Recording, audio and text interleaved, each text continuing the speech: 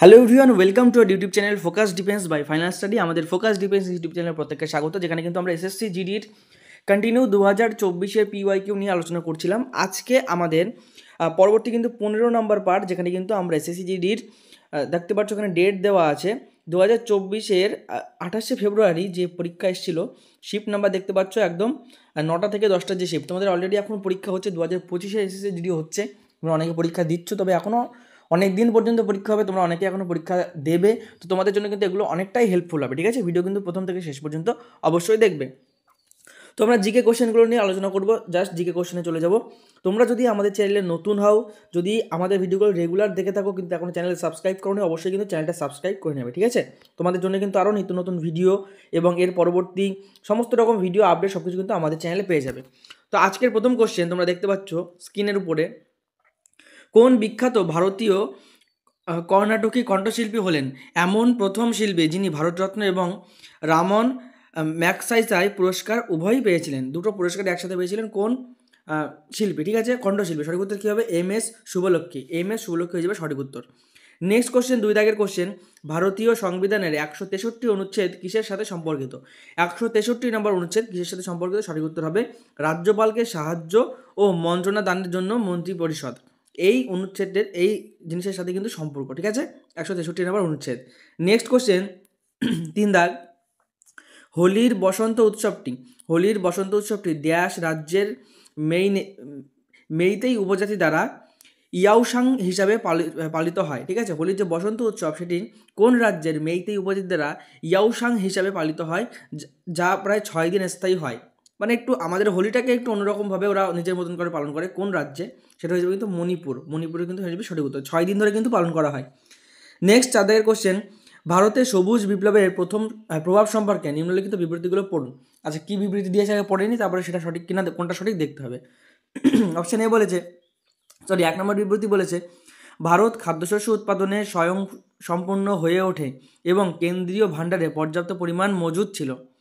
এমনকি কখনো কখনো ভারত খাদ্যশস্য রপ্তানিও করত। ঠিক আছে, সেকেন্ড কি বলেছে, মাথাপিছু খাদ্যশস্যের নিট প্রাপ্যতাও বৃদ্ধি পেয়েছিল। এখানে কিন্তু দেখতে পাচ্ছ অবশ্যই দুটোই, সবুজ বিপ্লবের ফলে কিন্তু দুটোই হয়েছিল, রপ্তানি করতো, মজুদ থাকতো এবং অবশ্যই কিন্তু নিট প্রাপ্যতা যেটা সেটাও কিন্তু বৃদ্ধি পেয়েছিল। অর্থাৎ এ ও বি উভয় কিন্তু সঠিক হয়ে যাবে। নেক্সট 5 দাগ, ড্যাশে অবস্থিত নেল্লাপাট্টু পক্ষী অভয়ারণ্যের নিকটবর্তী পুলিকট লেকে প্রতি বছর ফ্লেমিঙ্গো উৎসব উদযাপিত হয়। খুবই গুরুত্বপূর্ণ ফ্লেমিঙ্গো উৎসব। উৎসবের থেকে কিন্তু যেগুলো যদি পড়ে যাও তাহলে কিন্তু এগুলো কমন পেয়ে যাবে। ঠিক আছে, তো সঠিক উত্তর কী হয়ে যাবে? অন্ধ্রপ্রদেশ কিন্তু হয়ে যাবে সঠিক উত্তর। ঠিক আছে, Andhra Pradesh is the right answer.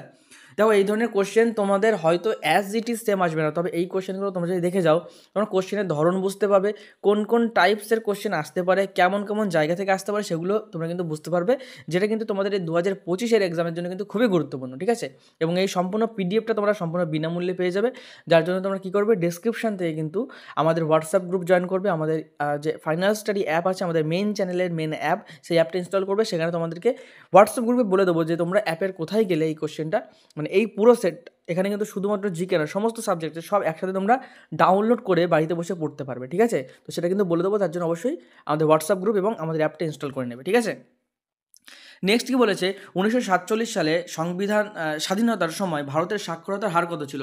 এটা কিন্তু খুবই গুরুত্বপূর্ণ। এই সাক্ষরতার হার তখন কত ছিল, 2011 সালের জনগণনায় কত ছিল, এগুলো কিন্তু খুবই গুরুত্বপূর্ণ। সঠিক উত্তর কী হবে? তখন কিন্তু ভারতের সাক্ষরতার হার ছিল মাত্র 12%, 1-2 মানে 12%। ঠিক আছে, তোমাদের আমি একটা কোশ্চেন দিচ্ছি তোমাদের জন্য, সেটা তোমরা কমেন্ট করে জানাবে 2011-য় সাক্ষরতার হার কত ছিল, মানে জনগণনায়। ঠিক আছে, তোমরা কমেন্ট করে জানাবে। আগেও কিন্তু এটা অনেকবার আলোচনা করা হয়েছে। ভারতের ষষ্ঠ অর্থনৈতিক আদমশুমারি নিম্নলিখিত কোন বছরে পরিচালিত হয়েছিল? ভারতের ষষ্ঠ অর্থনৈতিক আদমশুমারি নিম্নলিখিত কোন বছরে পরিচালিত হয়েছিল? সঠিক উত্তর কী হবে? 2013 সালে। আচ্ছা, তোমাদের একটা কথা বলছি, তোমরা যদি এই যে রিসেন্ট এসএসসি জিডির এক্সাম হচ্ছে সেইখানে কেমন কোশ্চেন আসছে সেটা নিয়ে যদি তোমরা ভিডিও চাও অবশ্যই কমেন্ট করে জানাবে, যে রিসেন্ট যে এখন যে পরীক্ষাগুলো হচ্ছে সেখানে কেমন কেমন প্রশ্ন আসছে সেগুলো তোমাদের সাথে আমরা আলোচনা করে জানাতে পারবো। কারণ আমাদের যে ব্যাচ আছে সেই ব্যাচে অনেক স্টুডেন্ট, আমাদের গ্রুপের হোয়াটসঅ্যাপ গ্রুপে অনেক স্টুডেন্ট কোনো না কোনো দিন তাদের পরীক্ষা আছে। ঠিক আছে, তাদের থেকে আমরা মোটামুটি মৌখিকভাবে জানতে পারবো যে না কী কী কোশ্চেন এসেছিলো, ঠিক আছে। 20টা জানতে না পারি, 15টা তো জানতে পারবো, ঠিক আছে। এটুকু তো অনেকেই যারা ভালো করে পড়াশোনা করে আছে তারা বলতে পারে। আর একজন তো না, 2-3 জনের কাছ থেকে শুনলে আমরা সেটা কালেক্ট করতে পারবো। তোমরা যদি চাও যে রিসেন্ট পরীক্ষাগুলো কেমন কোশ্চেন আসছে, অবশ্যই তোমাদের জন্য কিন্তু আমরা ভিডিও করব। তার জন্য কমেন্ট করতে হবে। তোমরা কমেন্ট না করলে, তোমরা না চাইলে আমরা কাদের জন্য করবো, ঠিক আছে। ফালতু তো আমরা করতে পারবো না। তোমরা অবশ্যই কিন্তু কমেন্ট করে জানাবে। তো নেক্সট 8 দাগের কোশ্চেন, ঘুমর নৃত্য নিম্নলিখিত কোন রাজ্যের সাথে সম্পর্কিত? ঘুমর কোন নৃত্যের সাথে সম্পর্কিত হবে? সঠিক উত্তর কিন্তু হয়ে যাবে রাজস্থানে কিন্তু এই ঘুমর নৃত্য কিন্তু করা হয়ে থাকে। 9 দাগ, টেবিল টেনিসে একটি সার্ভ যা নেটকে আঘাত করে কিন্তু তারপরেও প্রতিপক্ষের সার্ভিস এলাকায় ল্যান্ড করে, তাকে কি বলা হয়? দেখো এই ধরনের কোশ্চেনগুলো একটু কিন্তু টাফ হয়ে যায় আমার মতে, ঠিক আছে। কারণ ক্রিকেট, ফুটবল আমরা প্রায় প্রত্যেকেই কোনো না কোনো সময় খেলেছি, তো এই ধরনের জিনিস সম্পর্কে আমরা জানি। এখন ভলিবলও খেলা হয়, তারপরে তোমার ব্যাডমিন্টন বা যেটাকে র্যাকেট বলে সেটাও খেলা হয়, কিন্তু এই ক্ষেত্রে টেবিল টেনিস বা অন্যান্য কিছু কিছু খেলা আছে যেগুলো আমরা সবসময় অবগত না। মানে খেলার সাথে খেলার কটা প্লেয়ার, কী নিয়ম একটু অবগত, কিন্তু এই যে স্পেশাল যে কোশ্চেনগুলো এগুলো কিন্তু আমরা জানি না। তো এই ক্ষেত্রে কিন্তু তোমরা একটু ডিটেলসে দেখে যাওয়ার চেষ্টা করবে, যাদের ক্যাপাসিটি আছে তাকে দেখে যাওয়ার চেষ্টা করবে, ঠিক আছে। কোশ্চেন কিন্তু আসে। তো সঠিক উত্তর কী হবে? সঠিক উত্তর কিন্তু হবে লেট, ঠিক আছে। এই ল্যান্ডকে বলা হয় লেট, বিশেষ ধরনের এই ল্যান্ডকে। কোন পরিমাপটি ঋণ গ্রহণ ব্যতীত সরকারের মোট ব্যয় এবং মোট প্রাপ্তির মধ্যে পার্থক্যকে সূচিত করে? কোন পরিমাপকটি? সঠিক উত্তর কী হবে? রাজকোষের ঘাটতি। রাজকোষ ঘাটতি, এটাকে কিন্তু বোঝা যায় যে সরকারের মোট ব্যয় কত হচ্ছে এবং প্রাপ্তি কত হচ্ছে, ঠিক আছে। ঘাটতি সেখান থেকে বেরিয়ে আসবে। 11 দাগ, গৌতম বুদ্ধ বোধি লাভের জন্য নিজস্ব পন্থা খুঁজে বের করার সিদ্ধান্ত নিয়েছিলেন এবং বিহারের বৌদ্ধগয়ায় একটি ড্যাশ গাছের নিচে, কোন গাছের নিচে? এটা ছোটোবেলা থেকে আমরা জেনে আসি, অশ্বত্থ গাছের নিচে তিনি কিন্তু ওই ধ্যান করতেন, ঠিক আছে। তাহলে সঠিক উত্তর কি হবে? অশ্বত্থ গাছ। একদম ইজি কোশ্চেন কিন্তু দিয়েছে। 12 দাগের কোশ্চেন, উইম্বলডন ট্রফি কোন খেলার সাথে সম্পর্কিত? সঠিক উত্তর কিন্তু কী হবে? লন টেনিসের সাথে কিন্তু উইম্বলডন ট্রফি কিন্তু সম্পর্কিত। নেক্সট, তোমরা কোন খেলার সাথে কোন ট্রফি সম্পর্কিত এগুলো কিন্তু অবশ্যই দেখে যাবে, ঠিক আছে। এটা কিন্তু খুবই গুরুত্বপূর্ণ। ভারতে এপিডা নিম্নলিখিত কোনটির সাথে সম্পর্কিত? এপিডা কিসের সাথে সম্পর্কিত হয়ে যাবে? কৃষির সাথে সম্পর্কিত। তোমরা APEDA এটা জিনিসটা কি তোমরা কিন্তু অবশ্যই কমেন্টে লিখে জানাবে। দেখি তোমরা কে কে জানো, যারা জানো তারা জানাবে। নেক্সট 14 দাগ, নিউটনের কোন সূত্রে বলা হয়েছে যে প্রকৃতিতে প্রতিটি ক্রিয়ার বা বলের একটি সমান ও বিপরীত প্রতিক্রিয়া আছে? একদম সহজ জিনিস। 3 নম্বরে বলা হয়েছে প্রতিটি ক্রিয়ার সমান ও বিপরীত প্রতিক্রিয়া থাকে, আমরা প্রত্যেকে জানি। 15 দাগের কোশ্চেন, 2023 সালের জুলাই অনুসারে নিম্নোক্তদের মধ্যে কে একটি ভারতীয় রাজ্যের দ্বিতীয় সর্বোচ্চ কালব্যাপী মুখ্যমন্ত্রীর দায়িত্ব পালন করেছেন? ঠিক আছে, দ্বিতীয় সর্বোচ্চ কালব্যাপী কী হবে? ভারতীয় রাজ্যের দ্বিতীয় সর্বোচ্চ কালব্যাপী হবে কিন্তু নবীন পট্টনায়ক, ঠিক আছে। নবীন পট্টনায়ক কোন রাজ্যে তোমরা কমেন্ট করে জানাও। 16 দাগের কোশ্চেন, ভারতের গণপরিষদ কত সালে প্রতিষ্ঠিত হয়? একদম পাতি কোশ্চেন দিয়েছে ভারতের গণপরিষদ। এগুলো অবশ্যই জেনে যাওয়া উচিত যারা পড়াশোনা করছো। 1946 হয়ে যাবে কিন্তু সঠিক উত্তর। নেক্সট 17 দাগে, ড্যাশকে 2023 সালের ভারতের প্রজাতন্ত্র দিবস উদযাপনে প্রধান অতিথি হিসাবে আমন্ত্রণ করা হয়েছিল। যিনি এই দেশের রাষ্ট্রপতি হিসাবে প্রথমবার এই সম্মান পেয়েছেন, কাকে? সঠিক উত্তর কিন্তু হয়ে যাবে আবদেল ফাতেহ এল সিসি। আবদেল ফাতেহ এল সিসি সঠিক উত্তর কিন্তু হয়ে যাবে।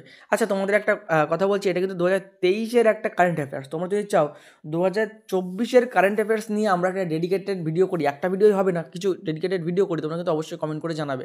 কমেন্ট করে জানাও এবং প্রতিটা ভিডিও তোমরা আমাদের যেগুলো দেখছো প্রত্যেকটা ভিডিওয় লাইক করো। প্রতিটা ভিডিওর জন্য কিন্তু যে পর্যাপ্ত কমেন্ট সেগুলো তোমরা করো এবং চ্যানেল সাবস্ক্রাইব করো। কারণ আমরা কিছু কিছু ভিডিও দেখছি 200-300 জন দেখছো, কিছু কিছু ভিডিও দেখছি 1-2 হাজার জন দেখছো, এটা তো ঠিক না। যারা দেখছো তারা সাবস্ক্রাইব করো, রেগুলার আমাদের ভিডিওগুলো পাও, ঠিক আছে। একদিন দেখলাম ব্যাস হয়ে গেল, আর দেখবো আবার কবে চোখে পড়লো তাই দেখলাম, এটা না করে রেগুলারিটি মেনটেন করো। প্রতিটা শিফট অ্যানালিসিস করো কোন শিফটে কেমন কোশ্চেন আসছে। 18 কোশ্চেন, 2023 সালে জাতীয় গেমসে নিম্নলিখিত কোনটি সর্বোচ্চ সংখ্যক পদক জিতেছে? সর্বোচ্চ সংখ্যক পদক কিন্তু জিতেছে জাতীয় গেমসে মহারাষ্ট্র, ঠিক আছে। আর তোমরা 2024-এর কারেন্ট অ্যাফেয়ার্স কিন্তু খুব ভালো করে পড়ে যাবে। আমরা কিন্তু 2025-এও শুনেছি যে 24টায় কিন্তু যথেষ্ট ভালো ভালো কিন্তু কারেন্ট অ্যাফেয়ার্সের কোশ্চেন আসছে। নিম্নলিখিত কোন আইনে রাজনৈতিক বন্দীদের 2 বছরের জন্য বিনা বিচারে আটক রাখার অনুমতি দেওয়া হয়েছিল? কোন আইনে? সঠিক উত্তর কিন্তু হয়ে যাবে রাওলাট আইন। তোমরা কিন্তু পড়েছো প্রত্যেকে রাওলাট আইন।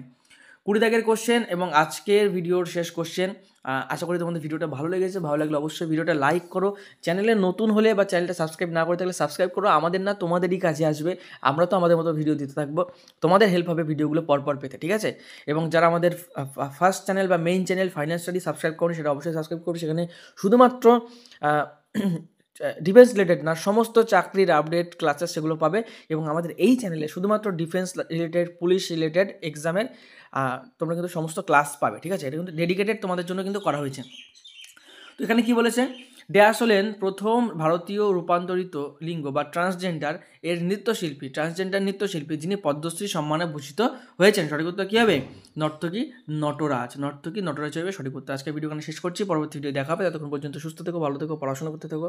জয় হিন্দ, জয় ভারত।